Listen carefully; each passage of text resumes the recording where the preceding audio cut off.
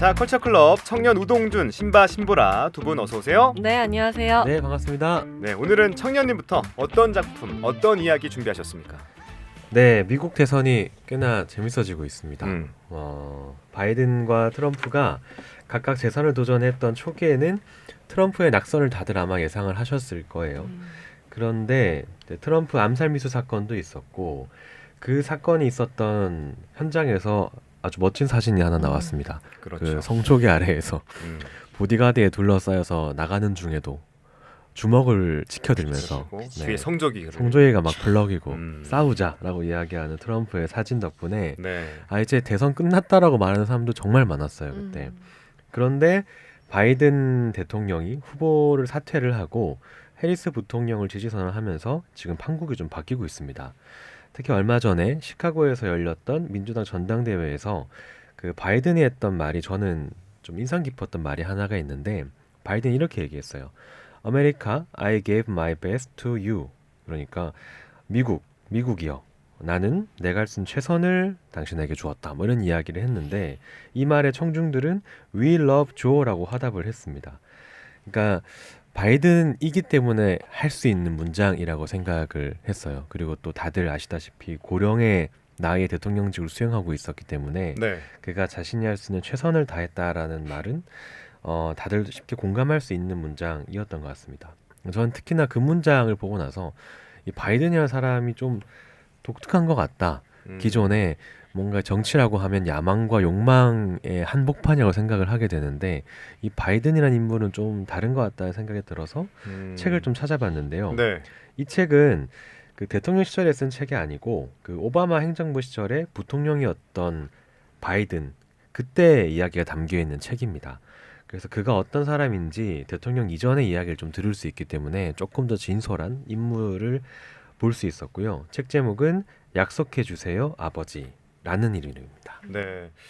요즘 핫한 해리스나 트럼프가 아닌 바이든이 주인공입니다. 현직 대통령이지만 바이든에 대해서는 2인자 또 고령 이미지 외에는 별로 떠오르는 게 없는데 그래서 오히려 호기심이 생기긴 합니다. 약속해 주세요 아버지라는 제목에서 아버지는 누구일까 먼저 궁금해지는데요. 하나씩 이야기를 좀 풀어볼까요? 네, 일단 이 책은 바이든이 직접 쓴 자전적인 에세이입니다. 그래서 본인의 생애 전반에 대한 이야기가 나온다기보다는 정치 인생의 핵심부, 그러니까 백악관에서의 삶에 대한 이야기가 좀 더 많이 나와 있고요. 이 책은 본인이 부통령직을 수락한 이야기부터 대통령 출마 선언을 철회했던 순간까지 담겨 있습니다. 그러니까 힐러리 클린턴이 후보로 선언을 하고 나오기 그 직전까지 이야기가 담겨 있는 내용이고 네. 그 바이든이라는 인물이 겪어야 했던 개인적인 고통들 그리고 또 그 바이든 특유의 희망적인 선언이 이 책에 좀 잘 녹아 있다라고 평가할 수 있을 것 같아요. 일단 이 바이든이라는 인물부터 조금 더 짚어보자고 하면 네. 그는 변호사 출신입니다. 공부를 그렇게 잘하진 않았다고 해요. 성적이 그렇게 우수한 성적은 아니었고 하지만 꾸준히 공부를 해서 재수를 하고 이 변호사 시험에 합격을 하게 됩니다. 그때부터 변호사로 활동을 시작을 해요. 로펌에 들어가서 활동을 하는데 그때 한 산재 사건을 맡게 됩니다. 그때 회사를 대리하는 변호를 맡게 되었는데 자기가 이 회사를 대리하는 산재 사건을 맡으면서 자괴감을 느낀 거예요. 노동자의 현실을 보고 그 아픔을 보고 본인이 좀 자괴감을 느끼고 고민을만 하다가 네. 이후에 국선 변호사로 활동을 합니다. 근데 이제 여러 가지 생계 어려움도 있고 활동이 마땅하지 않다 보니까 여러 고민을 하다가 이후에 민주당의 제안을 받고 정치 활동으로 뛰어들게 돼요. 그래서 그는 29살의 나이에 미국의 연방 상원의원이 됩니다. 그러니까 보통 미국은 30이 기준이라고 해요. 그런데 그가 이제 선정되고 나서 이 증서를 받기 이전이 29이었고 증서를 받고 활동할 때는 딱 30이 되어서 문제가 없었다라는 이야기도 좀 보게 되었고 굉장히 어린 나이에 상원의원이 하게 됩니다. 그런데 딱 상원의원이 되었던 그 해에 네. 자신의 아내였던 닐리아와 딸 나오미가 교통사고를 당하고 사망을 하게 됩니다. 이게 바이든의 첫 번째 고통으로 나와요. 네. 그러니까 바이든이 그때 너무 고통스러워서 그리고 갑자기 두 아들이 있는 그러니까 첫째 맏딸과 두 아들 이렇게 세 명의 자식이 있었는데 갑자기 아내 없이 혼자서 두 아들을 키워야 하는 이제 혼자 있는 솔로 데디가 되어버립니다. 그래서 바이든이 이제 상원을 좀 내려놓아야 되겠다라는 고민을 하게 될 정도로 큰 고통을 겪었다고 해요. 네. 그래서 그는 이 책에서 내가 아내와 딸을 잃었던 슬픔을 극복할 수 있었던 것은 두 아들 보 바이든 그리고 헌터 바이든 덕분이라고 이야기를 합니다. 이후에 시간이 흘러서 그는 질이란 여성을 만나게 돼요. 그녀도 모두 재혼인 결혼이었고 네. 질과의 사이에서 애슐리라는 딸을 낳게 됩니다. 이렇게 바이든은 또 다른 가족을 꾸리게 돼요. 제가 바이든이라는 인물을 설명하겠다라는 이야기를 하고 이렇게 가족 이야기를 좀 길게 설명을 한 이유는 네. 바이든에게 가족이 아주 중요한 관계이기 때문입니다.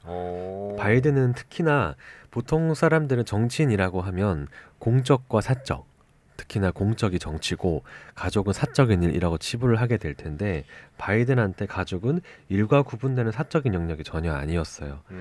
바이든에게 가족은 자기 자신과 같았고 자기가 정치를 하는 이유이기도 했고 가족의 의견이 미국 시민 중 한 사람의 의견이라는 시선도 그는 갖추고 있었습니다.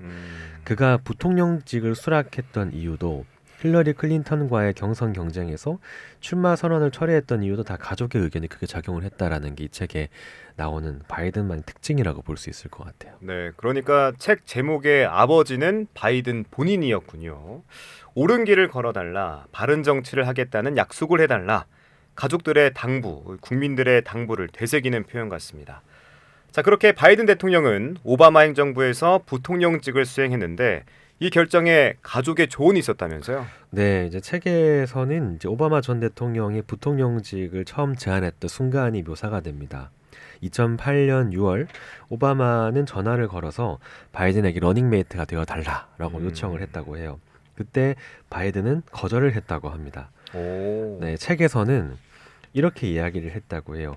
그래도 할 수 있는 모든 방법을 동원해 당신을 도와주겠소. 하지만 나는 부통령이 되고 싶지는 않소. 이렇게 완강하게 거절을 했다고 합니다. 네. 왜냐하면 바이든은 이미 35년간 상원 의원을 했던 사람이었고 그 상원 안에서도 선임자로서 여러 특권을 가지고 있는 위치였다고 해요. 그리고 또 외교위원회 의장을 맡아서 그가 미국을 위해서 좀 더 기여할 수 있는 게 많을 거다라는 생각을 하고 있었다고 합니다.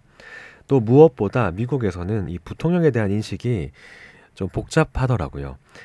가령 책에 이런 내용이 나옵니다. 벤저민 프랭클린이 부통령을 불필요한 고급 인력이라고 불렀다고 바이든이 불필요한 고급 인력이라고 벤저민 프랭클린이 직접 이야기한 걸 바이든이 또 서술을 같이 하고 있어요. 네. 그러니까 그만큼 부통령이라는 직책이 굉장히 실권과 명예와 모든 것들이 담보되지 않은 그러니까 정말 그냥 단순히 2인자로서 역할만 할 수밖에 없는 그런 인식도 함께 있었다고 보여집니다. 또 29이라는 이제 어린 나이에 상원 의원을 했던 바이든이라서 본인도 내가 상관을 한 번도 모셔본 적이 없다. 그래서 망설여진다라는 이야기를 함께 적고 있어요. 그러니까 한나라의 부통령이 되었던 사람이 자신이 무엇을 두려워했는지 이렇게 다 적고 있다는 것도 좀 흥미로웠습니다. 나는 상관을 그러네. 모셔본 적이 없다는 자신의 한계도 적고 있고요. 네. 그때 가족이 그에게 이렇게 조언을 합니다. 아내인 질은 이봐요 조 그냥 배우면 돼요 라고 이야기를 했다고 하고요. 90살의 노모는 바이든에게 이렇게 조언을 합니다. 그러니까 단도직입적으로 말하면 아들아 미국 최초로 대통령이 될 기회를 가진 아프리카계 미국인이 선거에서 이기는데 너의 도움이 필요하다고 말한 게야. 그런데도 넌 싫다고 했구나 라고 90살의 노모가 따끔하게 이야기를 했다고 합니다. 그래서 나름의 이유와 근거를 가지고 네. 자존심도 있었던 바이든이 부통령직을 거절을 했음에도 불구하고 아내와 어머니의 조언을 듣고 마음을 바꿔서 이 부통령직을 수락하겠다라고 전화를 했다고 나와요. 네, 이렇게 책 내용을 듣다 보니까 사람이 또 달라 보이네요. 진정으로 가족을 사랑하고 가족의 목소리에 귀를 기울일 줄 아는 사람인 게 느껴집니다. 네, 또 딸 애슐리도 그래서 그 바이든의 선택을 듣고 무척 기뻐했다라고 책에 나옵니다.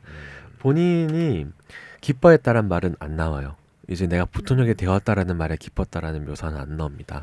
딸이 무척 기뻐했고 보 바이든 내 아들이 무척 날 자랑스러워했고 그런 이야기가 나옵니다. 그래서 나의 자식들이. 네, 그런 이야기가 나오고 그 실제로 본인이 그 부통령직 수락을 하고 나서 여러 검증 절차가 있었는데 네. 쉽게 끝났다고 해요. 왜요? 그리고 오바마가 이렇게 얘기를 했다고요.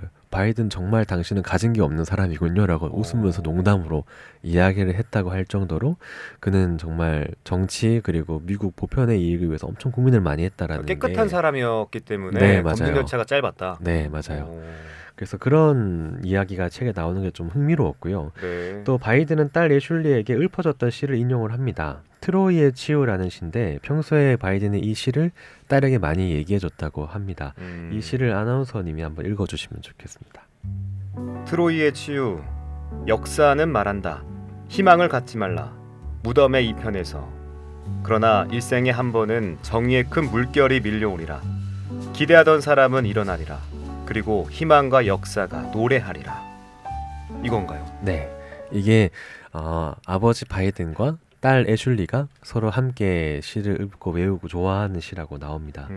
이 시를 딸 애슐리가 또 인용을 하면서 아버지에게 부통령이 되겠다라는 그 선택이 희망과 역사라고 말해요. 그 바이든은 또 농담을 합니다. 오바마 그가 희망이야. 나는 역사고. 이렇게 이야기를 합니다. 그러니까 떠오르는 태양과 경험을 갖춰서 나이가 있기 때문에 그를 보좌해야 하는 자신의 역할을 이렇게 표현을 한 거죠. 이후에 책은 이 부통령이 되어가지고 전 세계를 다니는 바이든의 이야기가 함께 나옵니다. 여러 부분이 좀 인상이 깊었지만 우크라이나 문제가 나오는 게 좀 재밌었어요. 그러니까 이미 오바마 행정부 당시에도 우크라이나는 전쟁 위기에 놓여 있었고 이 바이든이 우크라이나 전쟁 위기를 좀 해결하고 싶어서 푸틴과 만났던 이야기도 책에 나옵니다. 그러니까 지금 우크라이나와 러시아와 관련된 이런 국제적인 분쟁과 전쟁의 상황을 바이든은 이미 그때 부통령 때부터 이미 확인을 하고 준비를 하고 있었다는 게 저는 연결돼서 좀 볼 수 있었고 이 생생한 내용은 책을 한번 더 살펴보시면 좋을 것 같고요.